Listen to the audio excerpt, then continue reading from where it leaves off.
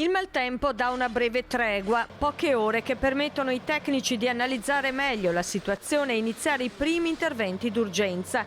Qui siamo a Pianezze, dove parte della collina è franata lasciando in bilico questa abitazione.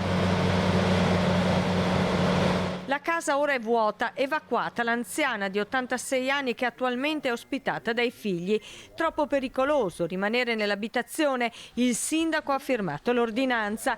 Il terreno sottostante non è stabile, anche questa mattina ci sono stati nuovi distacchi. Stiamo operando con la dichiarazione di somma urgenza a ripulire l'alveo della Valle Malossi, questo torrente impetuoso che scendeva ieri, visto che domani mettono pioggia. Il lavoro è alquanto complicato.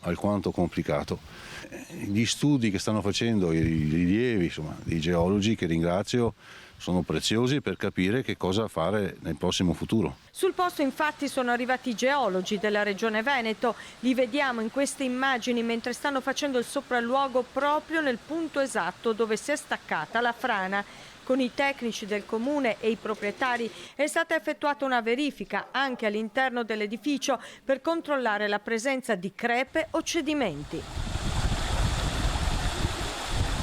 C'è un blocco instabile che probabilmente verrà giù o che comunque bisognerà far cadere anche per la sicurezza idraulica del torrente sotto.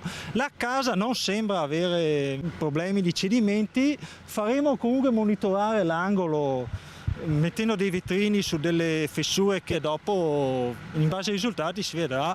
La casa probabilmente sarà agibile, nel caso si può rendere inagibile solo una parte della casa.